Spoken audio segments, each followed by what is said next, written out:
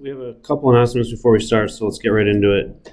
So I don't know how well advertised this event was, and I didn't let you know until today because I thought you'd forget about it if I told you about it before spring break. So there's a NSM research fair today. It's geared towards undergraduate research specifically. So it's this afternoon. You don't have to go the whole time. So they're going to have sort of an introductory 15 minutes or so at the beginning where they kind of go over general information, and then most of the 3 hours is going to be just walking around and meeting people and talking to people about research that you're interested in. So it'll be a small sampling of people from NSM that do research. I'll be one of those people there for most of this time. And it's going to be in the Rockwell Pavilion, which is second floor of the library. So I encourage everyone to consider undergraduate research, regardless of your major or your intended career path. It was certainly one of the most impactful things that I did as an undergraduate student.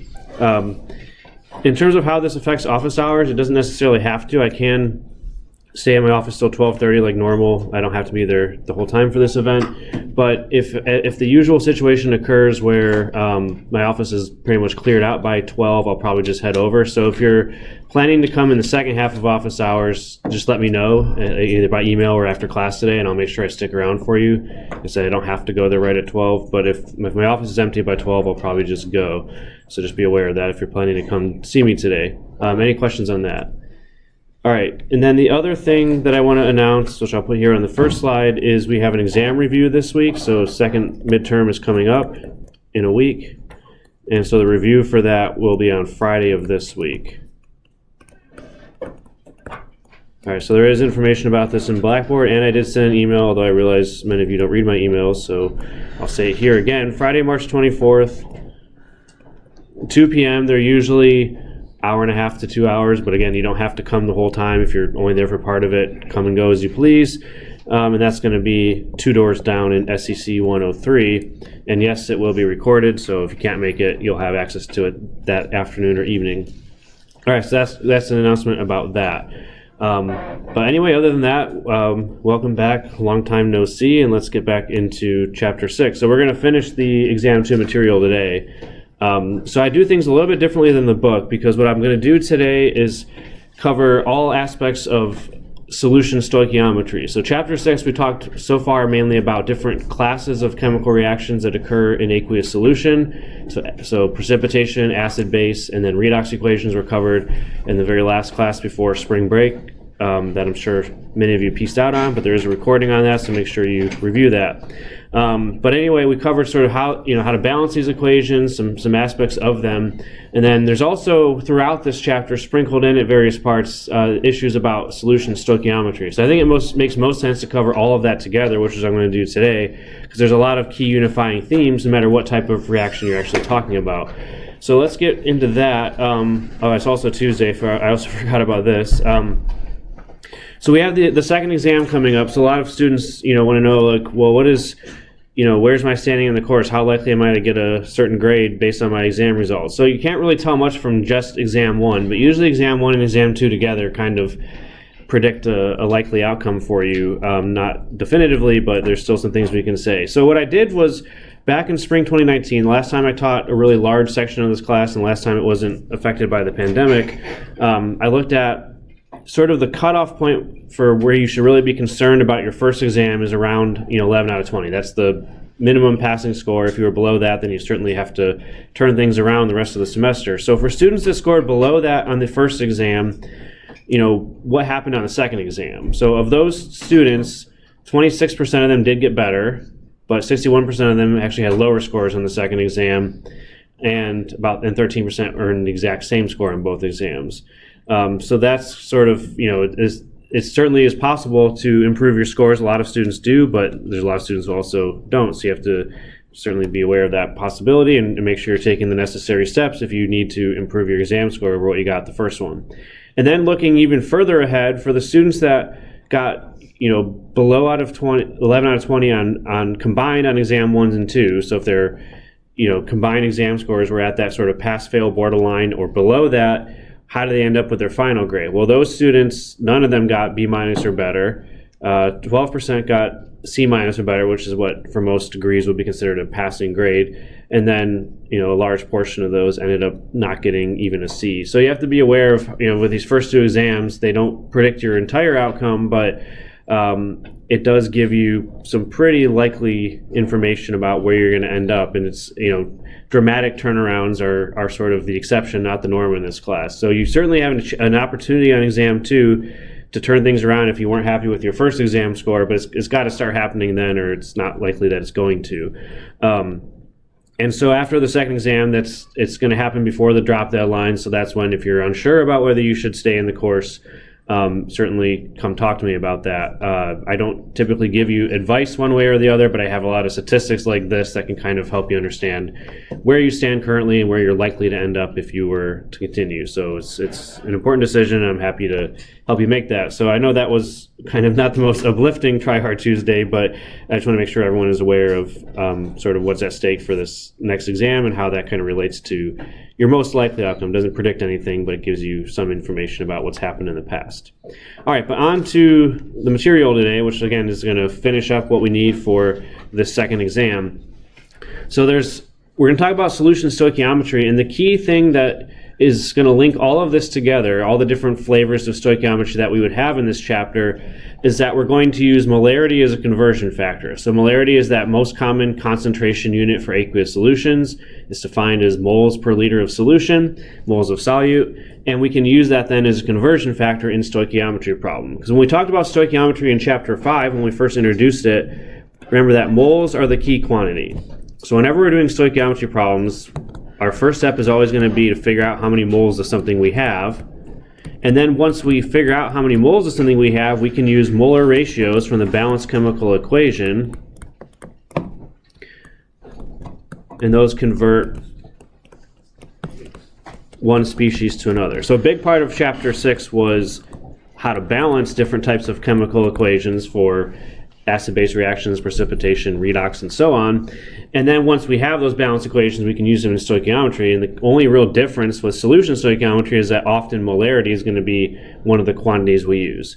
So as an example of a problem we should already know how to do, because we talked about molarity, how many moles of sodium chloride are in 236 milliliters of a 0.524 capital M molar solution? So we have to just remember the definition of molarity. So this 0.524 molar means that we would have 0.524 moles of the solute, which is sodium chloride in this case, per 1 liter of the solution.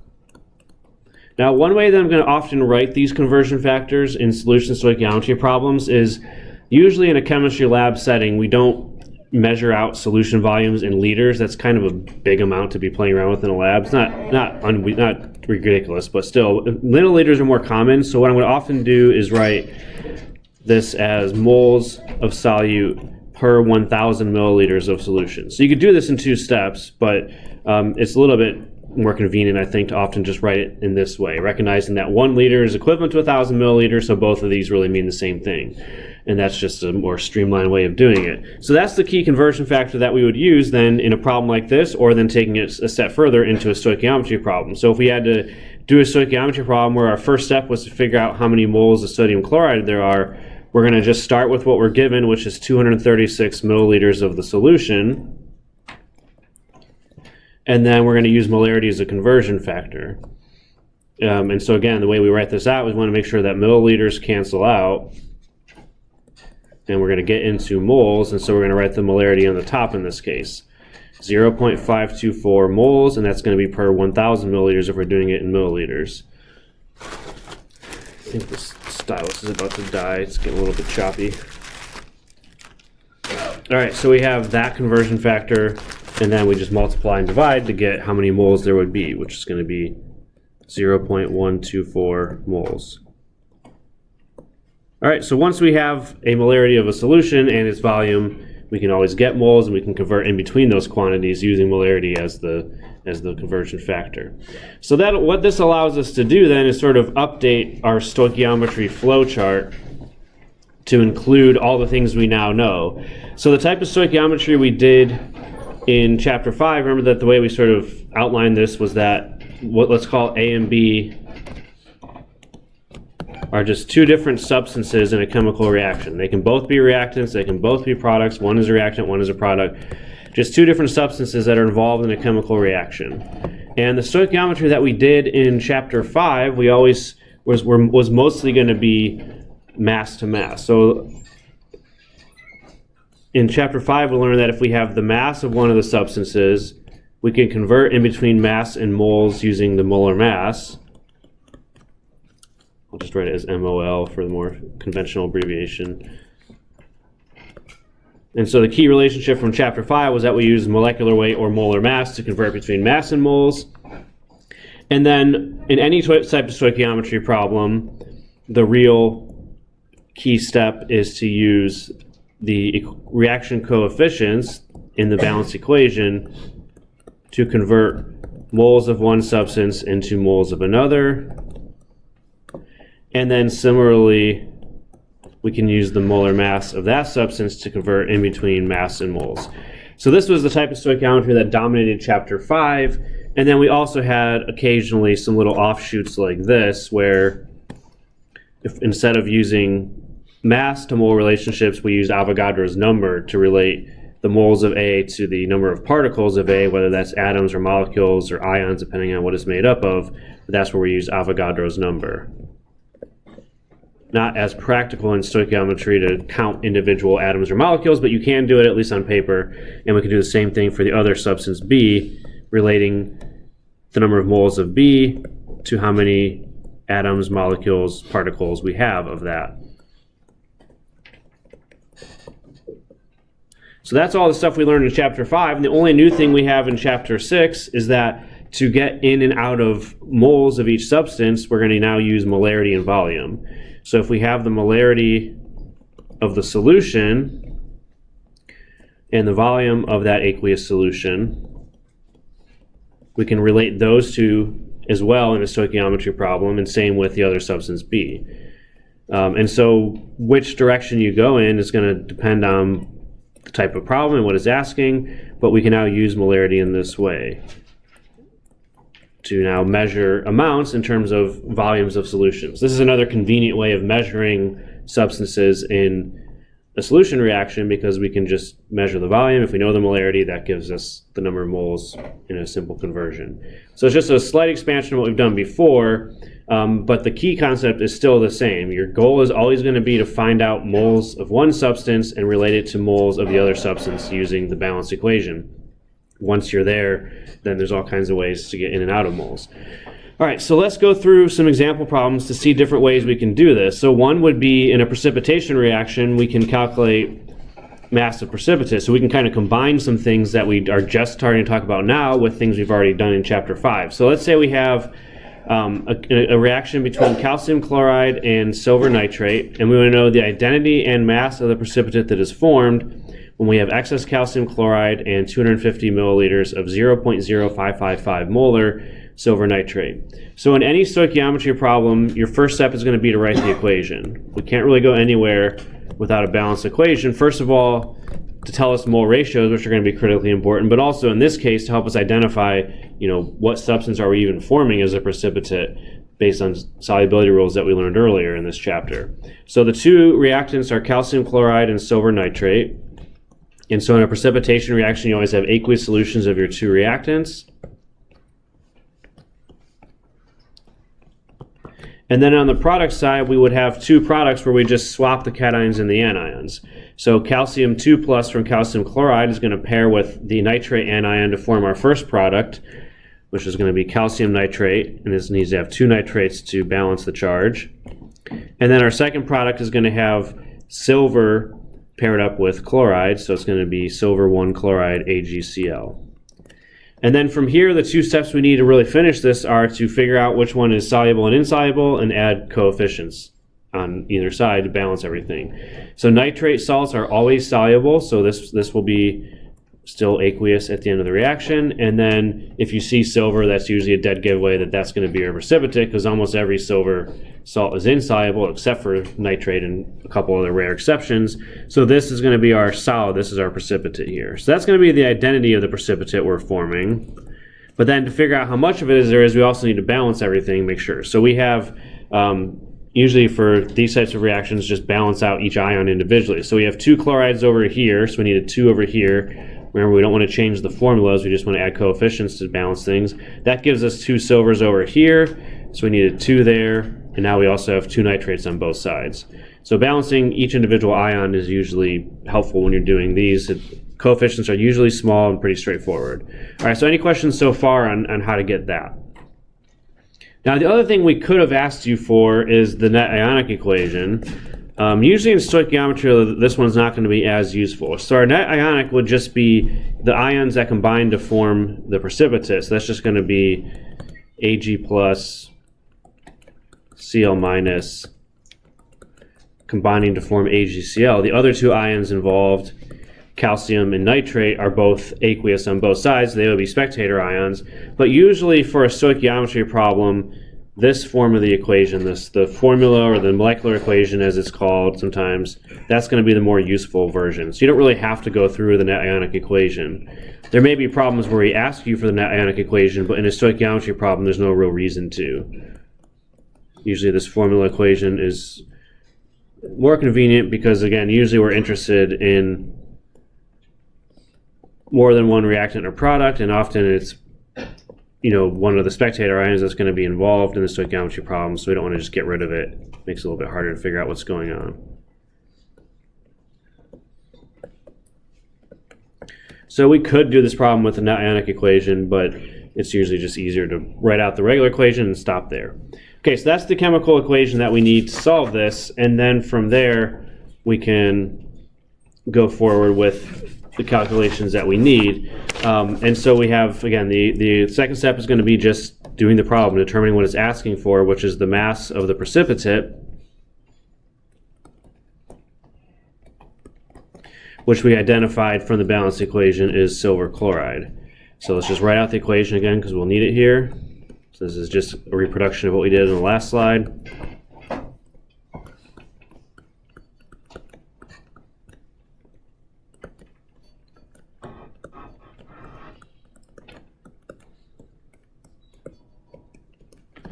All right, and this is a situation where we're already telling you that calcium chloride is in excess, so we don't have to figure out a limiting reactant. We're just going to start with the one reactant that we're given, silver nitrate. We have the amount of that, and calculate how much silver chloride would form. So when we're doing solution stoichiometry problems, a very common situation is we're given volumes and molarities. So that's going to be our starting point, the volume of the solution that we have. And then we're going to, just like we did in the last example, use molarity as a conversion factor to get into moles of that substance. So stoichiometry, our goal is always to get into moles first. And in this case, molarity allows us to do that. So the molarity is 0.0555, and that's moles per liter or moles per 1,000 milliliters, either way. All right, so that cancels out volume of that solution, gets us into moles, and now we can just go forward like a regular stoichiometry problem. So we're looking for how much silver chloride forms. So we're going to use mole ratios from the chemical equation to convert into that. Moles of silver chloride per silver nitrate. Both of them have coefficients of 2 in front of them, so it's a 2 to 2 or 1 to 1, more simply, mole ratio of those two substances. And then lastly, we need to find the mass of this product that forms. And so that's going to go back to things we learned in chapter 5, which is how to convert moles into mass using the molar mass. So I didn't give you the molar mass of silver chloride here, so we need to find that really quick. So we need the atomic mass of silver and the atomic mass of chlorine and add them up together. So it's this. Cannot find the periodic table. Great. Probably on my desktop. Hang on.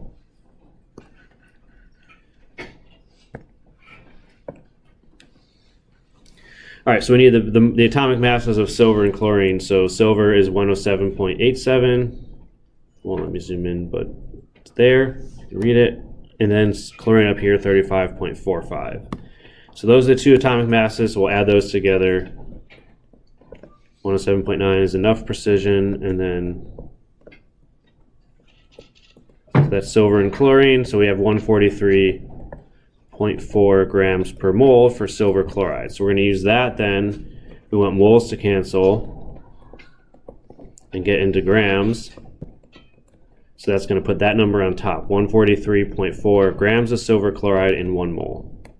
All right, so that gets us to what we're looking for, which is grams of silver chloride. So we stop there, multiply across, and if I do my math right, get 1.99 grams. All right, so not too different than other stoichiometry problems we've done. We just have to use molarity as a conversion factor for part of this.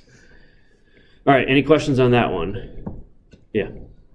Will there be any need to have reactive coefficients for the net equation? I mean, you can reduce it down to the smallest whole number. So if you got rid of spectator ions here, you would end up with 2 Ag plus 2 Cl minus going to 2 AgCl. You could have left the 2's, but there's no reason to. It works either way. It's all 1 to 1 to 1. But if we're asking you for the net ionic equation, you should reduce it down to the smallest whole number. In a stoichiometry problem, it wouldn't matter. And like I said, you don't usually need to use net ionics for stoichiometry anyway. Anything else? All right, let's do one more example that's similar. But this time it's a limiting reactant problem, because what we have here, we're taking 125 milliliters of 0.250 molar sodium sulfide, combining it with 95 milliliters of 0.450 molar lead nitrate.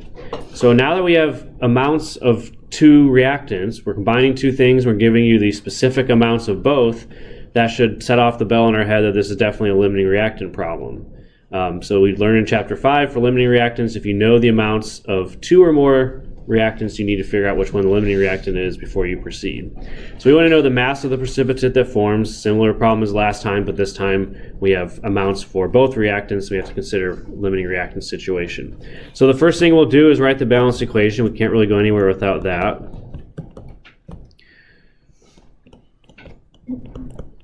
So just preparing you for the different possibilities. Sometimes we'll just give you the equation directly.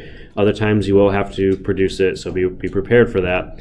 So here we have two reactants, sodium sulfide and lead nitrate. It's two ionic compounds, so we should definitely think of this as a precipitation situation. And then we're going to do the same thing as last time. We're going to swap cations and anions. So sodium cation with the nitrate anion makes sodium nitrate. And then we have lead 2 plus with sulfide S2 minus, so that's going to make PbS, just one of each to balance the charge.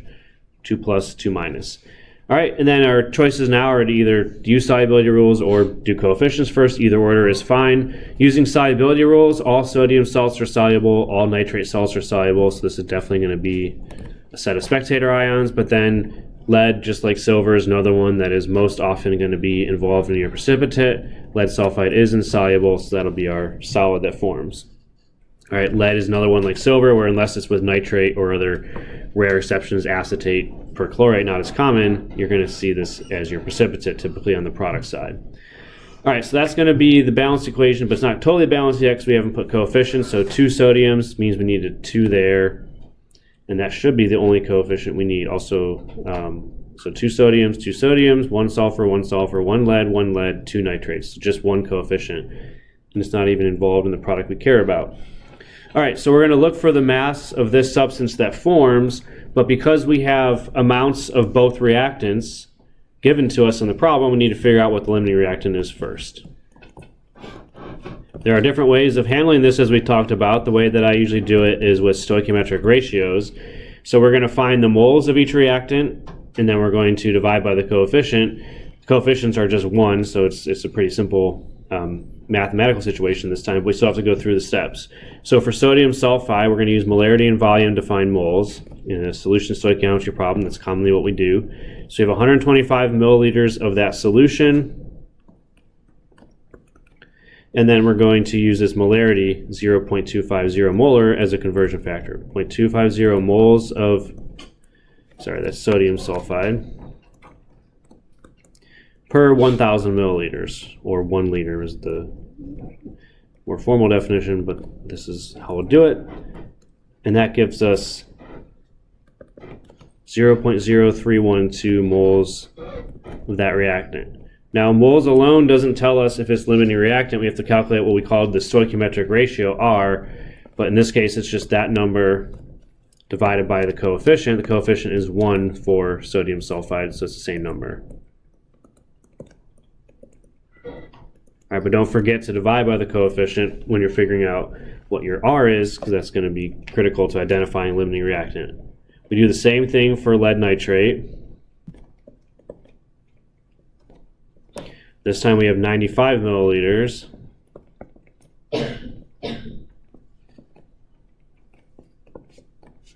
And its molarity is 0.45, so we're going to use that as a conversion factor to get moles of lead nitrate.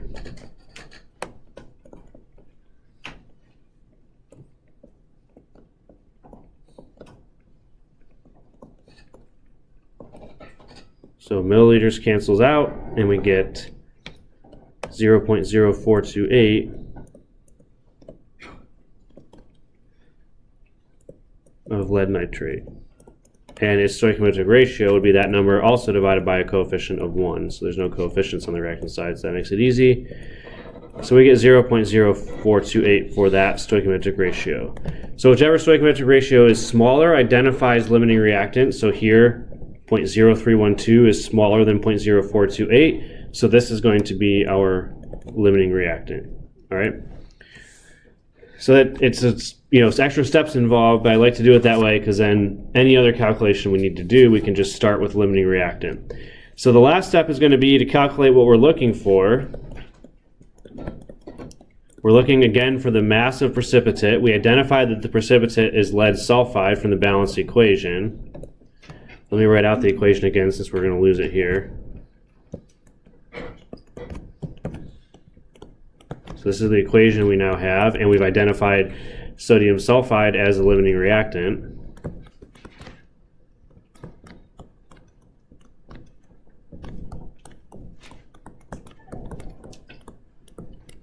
And we're looking for how much of that we're going to form the solid precipitate. All right, when we do these, because we've already gone through the step of finding the moles of limiting reactant, we can just start there. We don't have to necessarily go back to the very beginning. So we already have moles of sodium sulfide, so that's an easy starting point for us, because we already have moles of limiting reactant, which is going to be where we always start the stoichiometry problem. So we can start with that number directly since we already calculated it, and now we're going to use coefficients to convert into moles of lead sulfide that we're looking for. And this is also a one-to-one reaction for those two reactants or reactant products. So one coefficient of 1 for sodium sulfide, coefficient of 1 for lead sulfide, so it's just 1-to-1. And then the last step is going to be to multiply by the molar mass to figure out the grams of that. So 239.3 is the molar mass of lead sulfide given to us in this problem. So we have 239.3 grams of lead sulfide in 1 mole. All right, so that cancels moles, gets us into grams, and we can stop there and calculate 7.47 grams. All right, so these last two problems really combined things we learned in Chapter 5 with some of the brand new stuff that we're covering in Chapter 6. Really, the only totally new thing was using molarity as a conversion factor, but all the other concepts about limiting reactant, mass to moles can all still come into play. All right, so any questions on those two problems? All right, so those are pretty standard stoichiometry problems involving precipitation reactions. Another closely related topic is what's called titration. So titration is one of those words that strikes fear into the hearts of general chemistry students for some reason, but I don't think it should. It's really just a specific type of solution stoichiometry problem. So if you understand the concepts of solution stoichiometry, basically using molarity as a conversion factor involving moles, then titration problems are really just an extension of that. They're still a little bit annoying to do in the lab, I'll acknowledge that, but at least in this class we're not doing any lab part, we're just going to do everything on pen and paper, and it's going to be just a specific type of stoichiometry problem is all it is.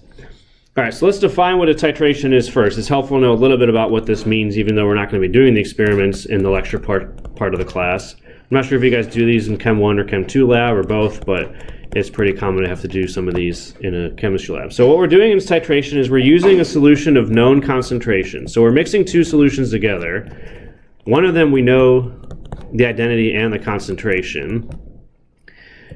And then we're going to use that to determine an unknown concentration.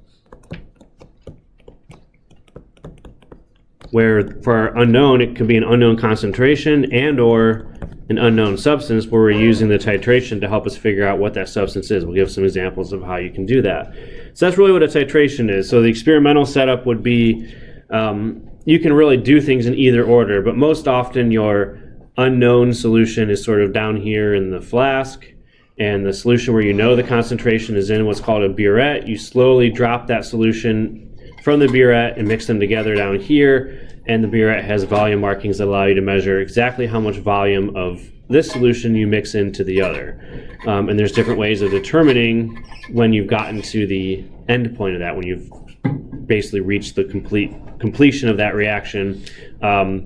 Often with a colored indicator that you can kind of see here in that picture. That little pink color is the indicator that tells us when we've gotten to the end. So there's some additional details there that are going to be important for the lab, but not so that we have to worry about too much now. But that's essentially what you're doing. The most common type of titration, and probably the one that you'll see in 99% of homework and exam problems, is acid-base. So we're mixing an acid with a base or vice versa.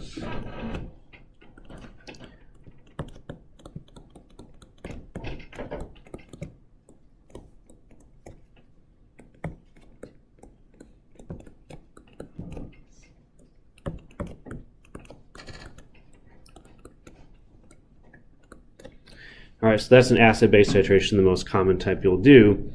And then, as we said, one of the keys in a titration experimentally is to get to what's called the equivalence point or the end point. And that's when you've added just enough of either the acid or the base to the other one to convert to completely neutralize. So it's the point where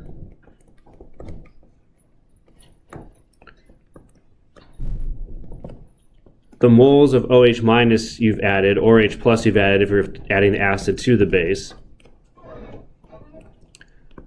equals the moles of the other reactant that would be present in the solution you're adding to. So equals the moles of either H plus or OH minus that are initially present. So basically the endpoint is when you have equal moles of H plus and OH minus combined together, they completely neutralize each other to form water. And the way we do that is with an indicator. So most of the details on this slide are experimental things that you would only need to concern yourself with in the lab. But just for terminology standpoint, be aware when we say the endpoint or the equivalence point, we're talking about the situation when you've, in an acid-base reaction, have equal numbers of moles of OH minus and H plus present such that they've completely reacted with each other.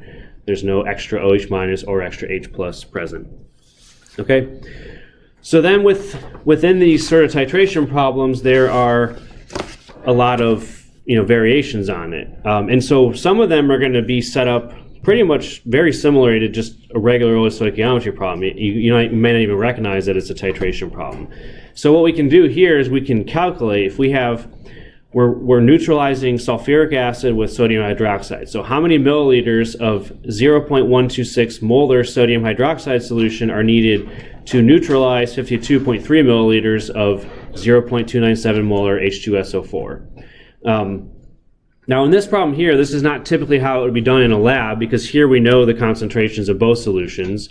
Usually in a lab, you're trying to find the concentration of one of the two. We'll talk about how to do that. But here we know the concentrations of both, and we're just going to calculate how much volume of sodium hydroxide do we add to reach that endpoint. Now in problems like this, one mistake that students sometimes make is they assume that the number of moles of acid and the number of moles of base should be the same as each other. But you have to make sure that they're actually reacting in a 1-to-1 ratio for that to be true. So you still want to start with a balanced equation. For a titration problem, it doesn't really matter if you get the equation totally correct in most cases, but you need to at least know what's the mole ratio of the two reactants, the acid and the base that are reacting with each other. If you don't have that correct, you're gonna miss a coefficient somewhere, and your answer is gonna be off by that factor. So we'll start with a balanced equation, but again, as long as you get the reactants in the right ratio, that's really all that matters here. All right, because in a titration problem, what you're going to have is we're adding base sodium hydroxide to an acid H2SO4. Now we should know how to balance the equation and predict the products, because that's something else that we talked about separately in this chapter. So you're going to get an ionic compound, which is sodium paired with sulfate. And I did not plan this out well. And then the other product, which I'll write underneath it, is water. So it's always going to form an ionic compound in water. For a titration problem, though, we're always measuring the reactants. We're measuring volumes of solutions that are reacting with each other. So it's critically important that we get this ratio right, even if we don't get quite right on the product side. So in this problem here, what we have to be a little bit careful of is that our acid here has two H+, two acidic protons. So if we have two H pluses, they need to have two OH minuses to neutralize, so we need a coefficient of 2 there. Now that also gives us a coefficient of 2 in front of water that we don't particularly care about for this problem, but that would be the fully balanced equation. But it is critical to know that if we have H2SO4, because there's two H pluses in there, we need two NaOHs to react with that completely. So always a 1-to-1 reaction between H plus and OH minus. And then once we have the balanced equation, the problem becomes just a stoichiometry problem. We're looking for the milliliters of NaOH solution that we need. And so sometimes in these problems it's hard to know what our starting point should be because we have 3 numbers given to us. Typically, as we said, we're going to use molarity as conversion factor, so our starting point is going to be an amount of one of the substances that we have. We have 52.3 milliliters of the acid solution, so that's going to be our starting point. We know the molarity and volume of H2SO4, so we can find the moles of that first. So we have 52.3 milliliters of the H2SO4 solution, and we're going to use this molarity as a conversion factor. 0.297 moles of that substance in 1,000 milliliters. So that gives us into moles of one substance, and now we can go with stoichiometry to figure out how many moles of the other substance that would require. So we're going to use the mole ratios to go from moles of H2SO4 into moles of NaOH. And that's where the coefficients come into play, and that's where it's critically important to recognize that there's going to be 2 moles of NaOH required for every 1 mole of H2SO4. This is the step that for titration problems a lot of people end up forgetting. All right, but that gets us into moles of NaOH, but we're not looking for moles, we're looking for milliliters of solution. So now we're going to use molarity again as a conversion factor, but we're going to kind of do it backwards. We're going to go from moles back into volume. So we want to find milliliters of NaOH, we want moles to cancel, and so we have its molarity 0.126, and so that tells us that there's 0.126 moles of NaOH per 1,000 milliliters of the solution. So we're going to put that in the denominator to ensure that moles cancels out, and that gives us milliliters of solution. So we can go in both directions. We always usually start by going from volume to number of moles using molarity in that way, but we can go back in the other direction as well, from moles back into volume like we did here. So when we multiply all those numbers out, we get 247 milliliters. So technically this was kind of like a titration problem, but in reality it's just a glorified stoichiometry problem, so all we're just doing is figuring out the amount of the other reactant when we know the amount of H2SO4 that we're using. All right, any questions on that? All right, now we're going to get into some more, I guess what I would call typical titration problems, where we're actually going to use the titration to determine something about one of the unknown substances. Either its concentration or, and as I'll see later on, it's even its identity can sometimes be determined. All right, so here what we have is we have KHP is a solid acid with 1 acidic proton. And it's commonly used to standardize NaOH solutions. So standardize means to determine their precise concentrations. So if we have 1.25 grams of this acid dissolved in water, and we're using 56.3 milliliters of NaOH to titrate to the endpoint, what is the concentration of the NaOH solution? So this is something that you would do pretty commonly in a laboratory setting. You want to figure out what is the exact concentration of my NaOH solution. You would do it in this way with the titration. So let's see how we can do that.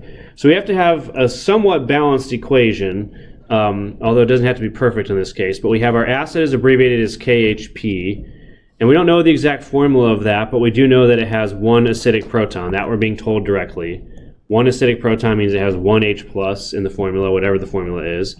We're going to react that with NaOH, acid-base reaction. And then we're going to form a salt and water. Again, the exact identity of the salt is not really clear here because we don't know exactly what KHP even means. It's kind of a complicated formula, and then we make water. But the key thing is that we're going to have 1 H plus from our acid, 1 OH minus from the base. So they're going to react with each other in a 1-to-1 ratio. So again, we don't need the whole equation in this case, but you do have to know that they react 1-to-1. If you have 1 H plus from the acid, 1 OH minus from the base, that's how they would react with each other. So what we're looking for here, again, in problems that are long like this with a lot of words, it's helpful to go to the end. We're looking for the concentration or molarity of NaOH. We say concentration, we really mean molarity. So the molarity of NaOH, what we need are the moles of NaOH, and we need the liters of that solution.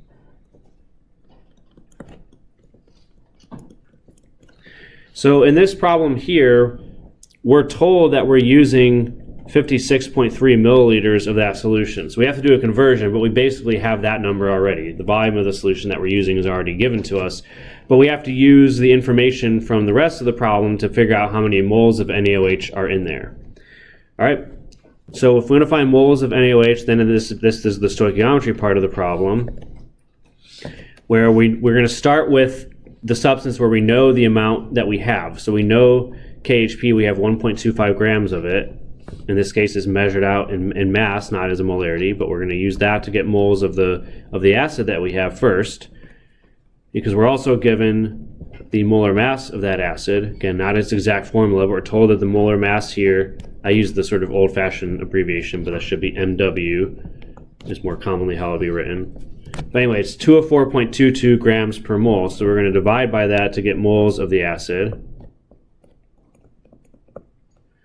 Grams cancel out, and that gives us moles of acid.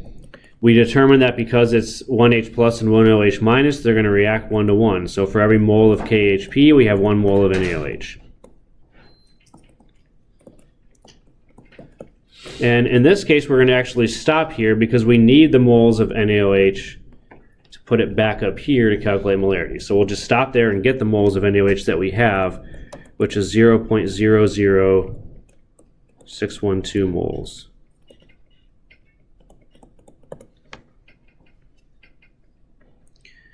And then the other thing that we need is we need the liters of NaOH solution.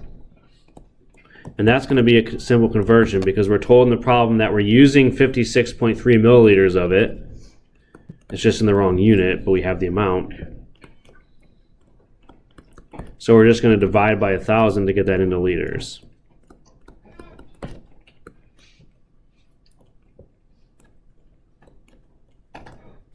So for calculating molarity, we do have to be careful with units because it has to be liters in the denominator. So we get 0.0563 liters. All right, so we have the two quantities we need, moles and liters, so the last step is just to divide them. The molarity of NaOH is the moles of NaOH, 0.00612,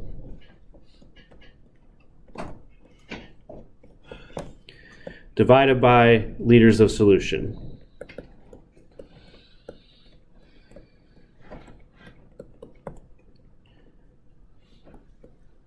Oh, we're not canceling anything here, sorry. It says moles per liter, which just comes out to molarity, so it's going to be 0.109. Capital M for molar. All right, so you're going to have to, practice the different problem types that we have, of course. It's not going to be always, there's going to be a lot of variations on this, but I think the strategy you should take is hopefully similar to what I did, which is to always figure out what it's asking for and then figure out the two or more quantities that you need to get there. So we figured out that we were asked for molarity, so we knew we needed moles and liters. One of those was pretty straightforward from the problem. The other one we had to do some stoichiometry to get. So that's going to be a pretty typical situation for titration problems. You would have, you're going to use stoichiometry to find moles of something, and that's going to be part of your answer. All right, any questions on that?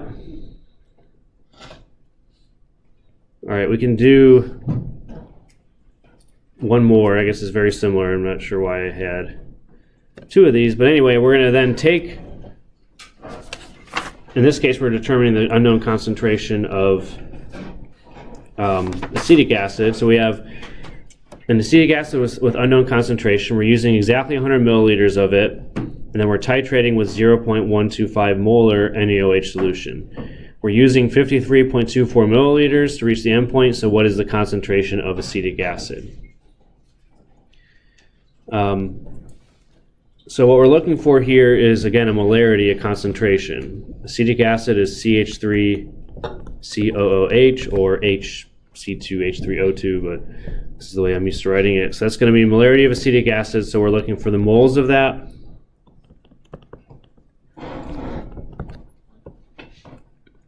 And then the liters of that solution. Oh gosh, we'll do this again? Crap. Tablet pen died. Let me. I think I've determined that it's this video recorder I use, because this only happens when I'm teaching this class, which is the only time that I use this video recorder. So we're gonna have to stop the video and annoyingly reset the tablet and all that nonsense. All right, picking up where we left off, we are again looking for the molarity of the solution. So we need the moles of that substance, and we need the volume of the solution in liters. In a typical stoichiometry problem, the volumes are given to you, or in a titration problem, I should say, not always stoichiometry. But in a titration problem like this, usually the volumes of both solutions are known. That's sort of the measurable quantity that we're doing in titration. So we know that that's the volume of that solution in of the NaOH. We're looking for the volume of acetic acid, which is that number there. So we have that number just in the wrong unit. So the volume of the solution is right there. It's in milliliters, but we need it in liters. We just have to divide by 1,000, move the decimal place over. So that number is pretty much taken care of already. We just need to find the moles to get the molarity. All right. We need a balanced equation to get moles because we're using stoichiometry for that. And we don't encounter acetic acid a lot, but it is important to realize that even though it has a lot of hydrogen in the formula, only one of them, the one that's bonded to oxygen, is actually an acidic hydrogen, the one that would actually react as an acid, the H+. So it's going to still be a 1-to-1 reaction. There's one H+ here, one OH- in the base, so they react 1-to-1. If we care about the products, which we usually don't in a titration problem, it's going to make sodium acetate and water. But the important part is that they do react 1-to-1 because acetic acid just has one H+ in the formula. So now that we know they react 1-to-1, we can use the information from the problem to figure out how many moles of the acid would be present. So we start the problem with the volume and molarity of the solution we know. So we know the volume of NaOH we added, and we know its molarity. So that's going to be our starting point. Because with those two quantities, we can find moles pretty easily using molarity as a conversion factor. 0.125 moles of NaOH per liter or per 1,000 milliliters.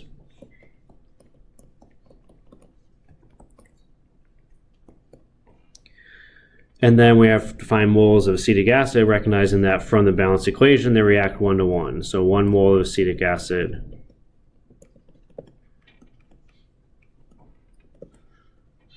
So as I said, a common mistake that people make in titration or stoichiometry problems in general for these is they assume that they're always 1-to-1. It's not uncommon that they will be like they are here, but you don't want to assume this. You want to make sure you have the balanced equation to confirm that. In this case, that's true, and so we get 0.0666, bad choice of numbers if you're superstitious, moles of CH3COOH. All right, so that's the moles of the acetic acid. And we divide that by the volume to get molarity. So we're just moving the decimal place over 1. All right, pretty much the same as the last one. The only difference was that for the known substance, the NaOH, where we know the volume and the molarity, this time we're using volume and molarity to get moles, rather than mass and moles like we did last time. So there are different variations, but the concept is usually involving finding the moles of one substance to then use stoichiometry to find the moles of another. That's going to be involved in most of these titration problems. All right, questions on that?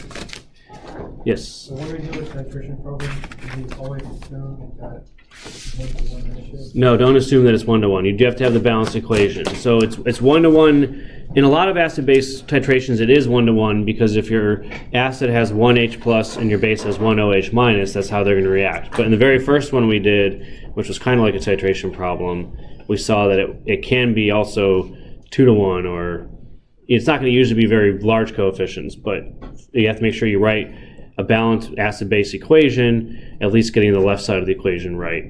And that's going to be determined by the formulas of the two that are reacting with each other. So don't assume that's one-to-one, even though it will be in a lot of cases. All right. Now, some other variations on these. We have I think just 2 more example problems to go before we finish out chapter 6.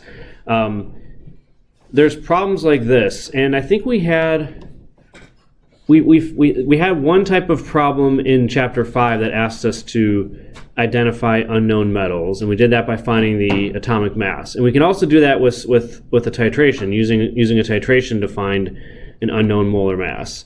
So this is another variation on titration problems. And actually, when I was a TA in graduate school, we did a lab like this, where we determine the molar mass of an amino acid using an acid-base titration. So this is something you can do in the lab. And so what we have is 0.254 grams of an unknown amino acid, abbreviated as HX, telling us that there's one acidic hydrogen in the formula, was dissolved in water. You titrate that with the same NaOH solution that we used in the last problem, and we find that 27.1 milliliters are required to reach the equivalence point. Here what we're looking for is what is the molar mass of the unknown amino acid. So in a titration problem, even though more commonly we're going to find molarity, which is moles per liter, we also have other relationships involving moles that we can determine using a titration experiment. So here it's going to be molar mass, so it's helpful to just start with a definition of that. We're looking for the molar mass of our unknown HX, and remember that molar mass is defined as grams per mole. So we need to find the grams of that substance and the moles of that substance, and then we divide those two to get molar mass. This part is already given to us, because we're telling you in the problem that we're using 0.254 grams. So we have the grams of our unknown acid, amino acid in this case, and we just need to use stoichiometry, titration, to find how many moles of that there are. So there's different things we can do with the molar quantity that we calculate, but that's going to typically be involved in any type of titration problem. So we're looking for moles of HX. We do need a balanced equation. We don't want to assume that it's 1-to-1, although it is again here. So HX indicates we have one acidic proton if there's just one H in front of that, even though we don't really know what X is. Combining with NaOH, we're going to make a salt and water, but again, we don't care too much about the product side. The important part is because it's 1H plus, 1OH minus, they will react in a 1-to-1 ratio. All right, but we have to make sure we confirm that, don't just assume it. So now we can use the titration data to find the moles of that acid. So we start with the volume and molarity of NaOH, because we know both of those. That gives us moles. So 27.1 milliliters of NaOH solution with a molarity of 0.125, same molarity as the last one. So there's 0.125 moles of NaOH in 1,000 milliliters of that solution. All right, so that gives us moles of NaOH. Once we have moles of one substance, we can calculate moles of any other substance using stoichiometry. So they react in a 1-to-1 ratio, so there's 1 mole of HX for every mole of NaOH.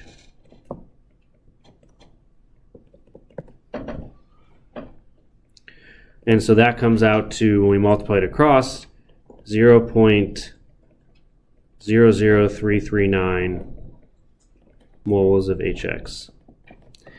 And now we have everything we need to calculate the molar mass or molecular weight, because we just take the mass that we're given, 0.254 grams. That's how many grams of the unknown amino acid we have, divided by the number of moles that corresponds to that we just calculated. And that comes out to 74.9. I think the unknown amino acid I chose for this problem was glycine, the simplest one, and that would be the molar mass of glycine, 74.9. Okay? Any questions on that? All right, the very last one we'll do, I think it's the last one at least, yes.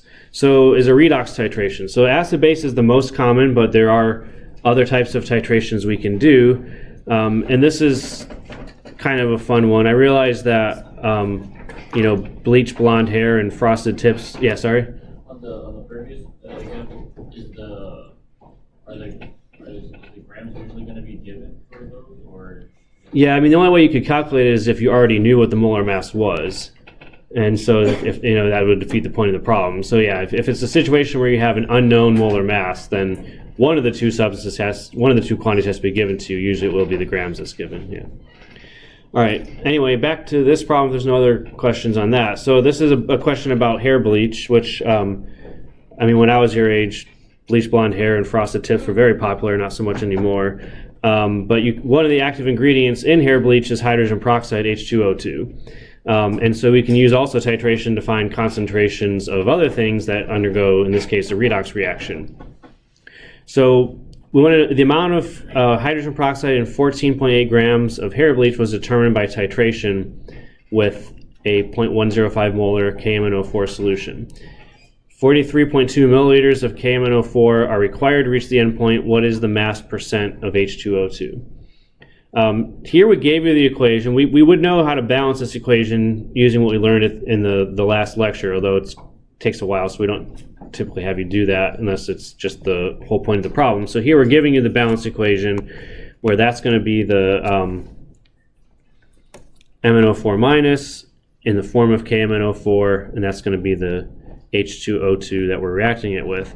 This is kind of a cool titration to do because what basically ends up happening is MnO4 minus permanganate is like a bright pink color, so it serves as its own indicator. Basically you add it in, and when it converts into Mn2 plus, it turns into a colorless or almost colorless solution. So basically that bright pink color goes away as it reacts with H2O2. Once all the H2O2 is gone, when you add excess MnO4 minus, the solution stays pink. So that's how you know that you're done. It's just no longer changing into that colorless form as it reacts. So it serves as its own indicator. It's kind of cool. That's useless background information. What we're looking for here is the mass percent of hydrogen peroxide in the hair bleach.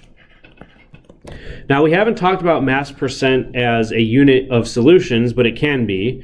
We talked about it as a sort of a quantity for how we define compounds in some respect in terms of mass percents of elements, but we can also use it as a concentration unit where it's going to be the mass of the substance, the solute, divided by the mass of the solution, which is our hair bleach,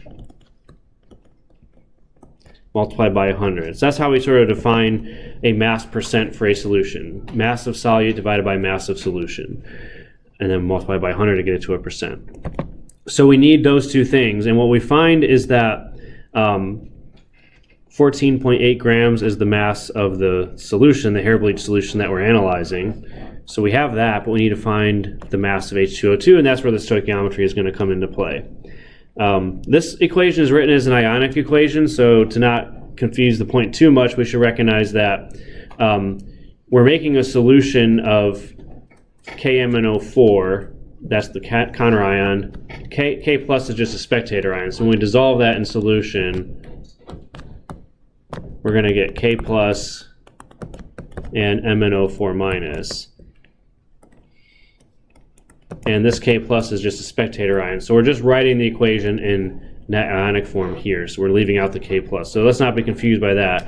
The amount of KMnO4 we dissolve is equal to the amount of MnO4 minus we produce because it's a ionic compound with one of each ion in the formula. All right, so without belaboring that, we're going to just go through a bunch of calculations to find the mass of H2O2 using the titration data. So as we typically have for a titration problem, we know the volume and molarity of one of the reactants. So we know we have 43.2 milliliters of KMnO4, and we know the molarity of that is 0.105. So we're going to use those two numbers to find moles of KMnO4 or moles of MnO4 minus. So we have 43.2 milliliters of the solution that has the permanganate ion in it, and the concentration of that is 0.105.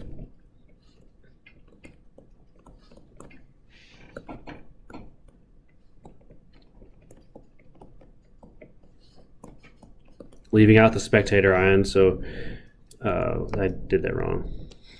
1,000 milliliters, sorry. All right, so that gives us into moles of MnO4 minus, and now we can go through and find moles of the other reactant, which we're looking for, which is H2O2. So we have to use the coefficients. Here they're given to us, so we don't have to balance anything, but it's not a simple 1-to-1. In this case, it's a 5-to-2. So we're going to have 5 moles of H2O2 reacting for every 2 moles of MnO4 minus that we put in. So 5 to 2, that's moles of H2O2, but for this problem we're looking for a mass percent, so we need grams of H2O2. So we're going to have one more step.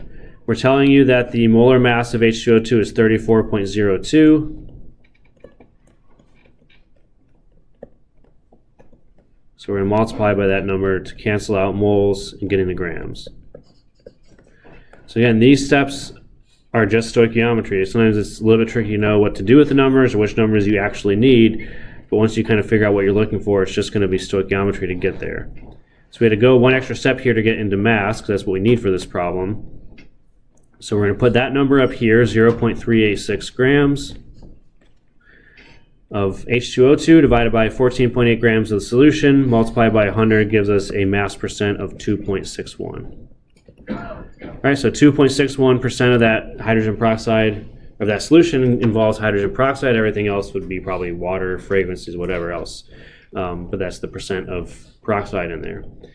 Okay, so any questions on that? It's just a slight variation, different type of reaction, but really very similar concepts. All right, so this is the end of chapter 6. So if there's any last questions on solutions or stoichiometry, get them out now or at the exam review later if you don't have them now. But I'll put a note there that this is end of chapter 6 and also end of midterm 2 material, because that's where midterm 2 finishes up. All right, so we're all set for this week's homework assignment and next week's exam, but we are going to move on to a little bit of chapter 7 today with whatever time we have left, just 15 minutes or so. And chapter 7 deals with energy.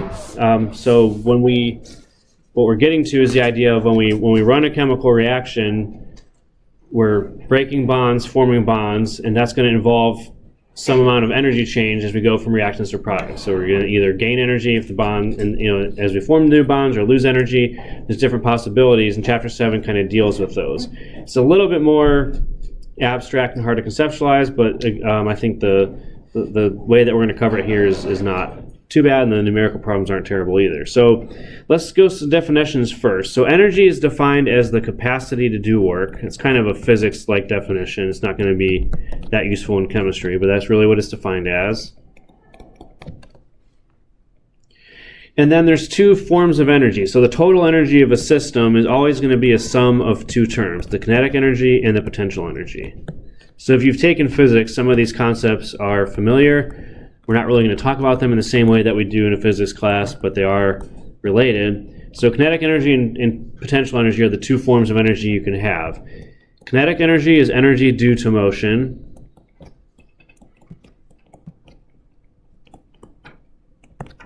And potential energy is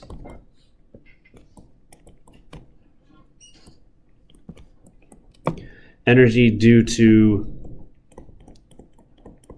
position or composition.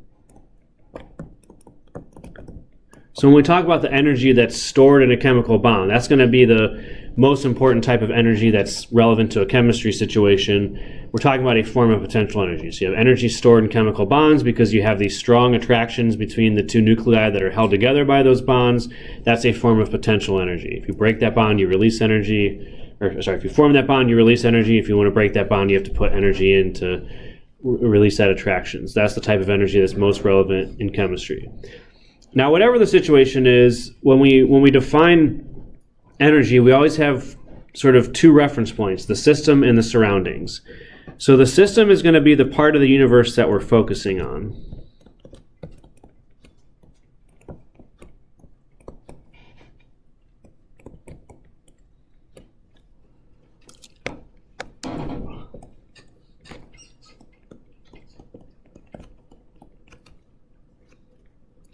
Because when we're measuring energy, we don't typically measure the absolute energy of a system. We don't say, oh, how much energy does this have?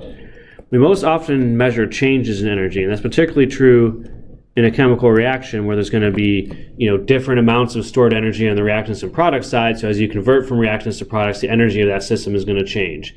And so the system is the part that you're focusing on. What is our focus point? In chemistry, the system is usually going to be an enclosed container with a single substance or a chemical reaction taking place in it.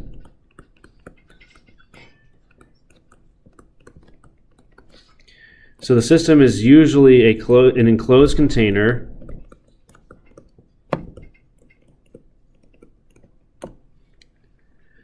of a substance. So some of the stuff we'll talk about in this chapter involves more like physical changes, where we're measuring a physical property of a single substance. Other things we're going to talk about, so in that case, that substance would be your system. That's what we're studying. Or it could be a chemical reaction where you're converting reactions to products, but it's that chemical reaction that's the focal point. Now, because of, I think it's the first law, or one of those laws of thermodynamics, we don't create or destroy energy. The energy of the universe is constant. So we're always going to be talking about transfer of energy from the system to the surroundings or vice versa. We're never going to just create energy out of thin air or lose energy to into the vapor. So there's always going to be a system, and then the surroundings is everything else. So that's what we're going to be transferring energy to or from is going to be the surroundings.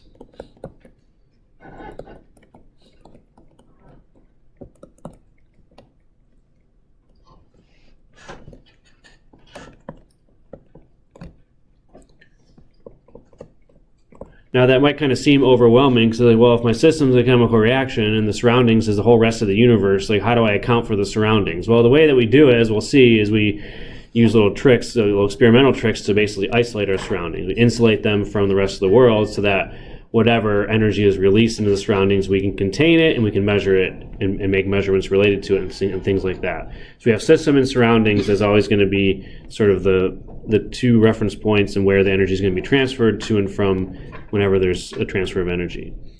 So energy can be transferred in two ways. So whether it's potential energy, kinetic energy, the way that we transfer energy is either as heat or work.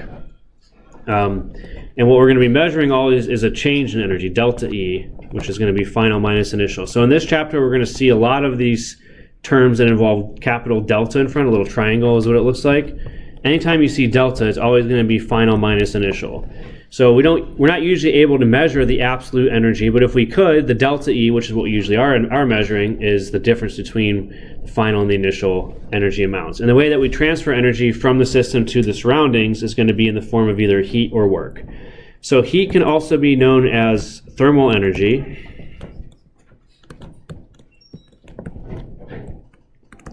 And this is going to be that energy that's transferred as a result of a temperature difference.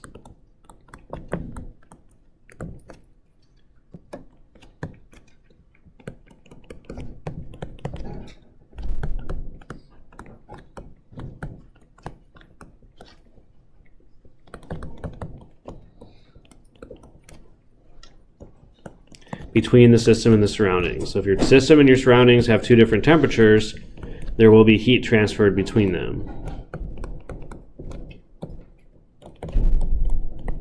And this one we have a pretty good concept of. If we've ever taken something out of the oven that's hot, eventually it's not going to be hot anymore, and that's because that hot object, which would be your system, has a higher temperature than the surroundings, so it gives off some heat to the surroundings until the two have equal temperatures. So heat transfer is pretty straightforward because basically it stops as soon as the system and the surroundings have the same temperature. Whenever they have different temperatures, that transfer will occur until the temperatures are equal.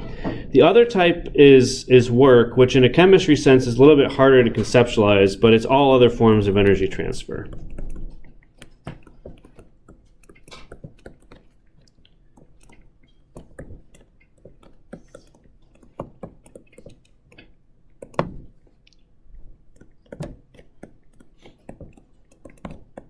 So this is going to be when an object is being moved by a force, is kind of the most visual way to think about it. Whenever you're moving an object, you're doing work on that object, and that's another way to transfer energy to that object. In chemistry, it happens. There is work involved in chemistry, especially when you have gases involved, which we'll talk about a little bit. But most often, we're going to be measuring energy transfer in the form of heat when we do a chemical reaction. So even though how that energy is transferred is kind of complicated because it involves bonds breaking, bonds forming, all that stuff, the way we measure it is in the form of heat. We measure temperature differences, and that gives us the heat that's involved, which is related then to that energy that would be transferred. So heat's going to be probably the most important one, or the one that we encounter most in a chemistry concept. So with these two forms of energy transfer, what that means then is that the change in energy for our system, delta E, is just a sum of the two. Q, which is heat, W, which is work. So if we know the heat and the work that are transferred, that are involved in that process, we can calculate delta E by just adding those two together. So this is a simple relationship, but don't forget about it, because sometimes there's problems in homework assignments where we give you heat and work and ask you for delta E, and people are thinking that there's some horribly complex thing they have to do. Well, no, you just have to add the two together. The only thing that's tricky about adding them together is being aware of the sign conventions for heat and work, because heat and work can both be either positive or negative, and it depends on, and it's always with reference to the system, and so we have to understand when is heat positive, when is work positive, and what does that mean for delta E. So Q is going to be, whenever Q is positive, that means heat is absorbed. So if you're raising the temperature of something, if you put something into the oven, it's going to increase its temperature by absorbing heat from the surroundings. That's going to be a positive term for Q.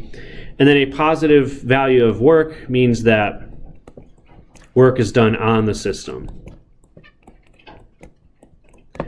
So if I'm pushing a cart across the room, I'm doing work on that cart. And that's going to be a positive value of W for that system. Okay, so that's when they're both positive. And then, of course, if they're both positive, that means delta E has to be positive. If you're adding a positive Q and a positive W, they're both going to be positive, and that means the internal energy increases if both Q and W are positive.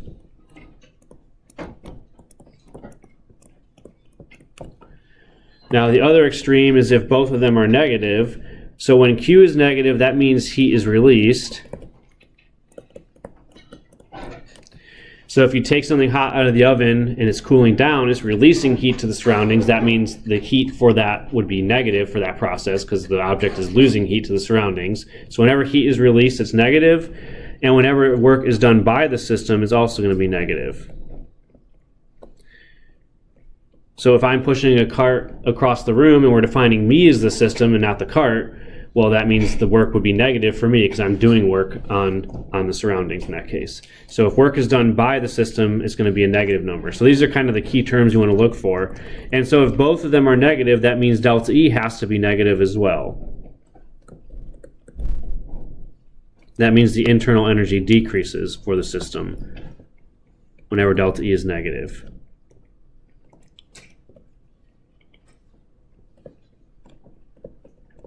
Now, it's also possible that we have processes where one of them is positive and one of them is negative. So you could have Q being positive, meaning heat is absorbed. But at the same time, W is negative, meaning work is being done by the system. So if both of those are happening in the process of transferring energy, then your delta E could be positive or negative depending on which one of these is larger. Okay, so you're adding a positive and negative number, depends on the magnitude.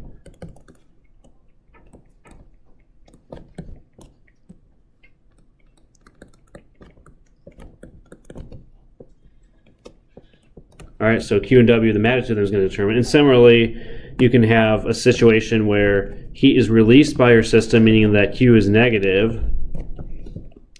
But at the same time, if you have work being done on the system, then you have a positive and negative term for Q and W, or negative and positive in this case. And the delta E, when you add those two together, again, could be, I'll just put quotes there because it's the same as the one above. Depends on the magnitude of Q and W.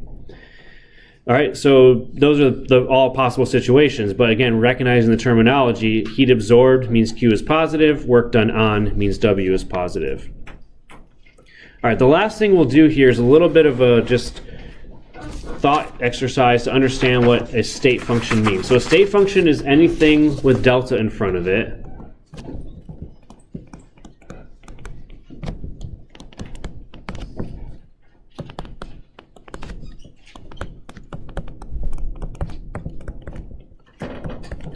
It's called a state function. I always debate if I should include this slide because I think it confuses more people than it helps, but hopefully not this year. All right, but anyway, when you have a state function like delta E would be an example of it, the key is that it only depends on the initial and final states. It's what we call a path-independent quantity. So if we know the initial and final energy, we can calculate delta E regardless of whether we know how we got from that point, from point A to point B. So if we know the energy at point A, which is the initial point. We know the energy at point B, which is the final point. We can calculate delta E by just subtracting those two, and it doesn't matter how we got between those 2 points. There's an infinite number of ways we can get between those two that'll get us the same delta E. So delta E is what's called a path-independent state function. You can get from the initial to final state in a lot of different ways, infinite different ways, but if you're getting from the same starting point to the same ending point, your delta E will always be the same regardless of how you got there. So as an example here, let's say our initial state is at 10 joules, our final state is at 20 joules, even though we don't usually know the absolute energies. Let's say in this case we do. And that means our delta E for this process is going to be, our final state is 20, our initial state is 10, and so that means we have a plus 10 joule delta E. But there's going to be an infinite numbers of ways that we can get here by doing different combinations of Q and W. So as one random example, let's say we started our initial state and we do 30 joules of work on the system. So if we do 30 joules of work, that raises the energy by 30 joules to 40. But then let's say we follow that up by releasing 20 joules of heat. And that gets us to this final state. So in this case, delta E would be Q plus W, which is negative 20 for Q, 30 for W, total of plus 10. So we get that same plus 10 delta E going in this path. But we could have also gotten from our initial final state in a different way. As an example, let's say we first lose 20 joules of heat, and that gets us to an intermediate state that's minus 10. Then we get to our final state by doing 30 joules of work on the system. Delta E would be Q plus W, which is minus 20 plus 30, which is still plus 10. So the point is, when you have a state function like delta E, there are infinite numbers of ways you can get from the initial to final state, but if they all add up to 10, it's all the same delta E. All right, so if you know Q and W, you can get delta E, and and that also then tells you the difference between your initial and final state. All right, I'll stop there. We'll get into more practical chemistry-related things next time, less physics definitions next time, and we'll continue on with Chapter 7.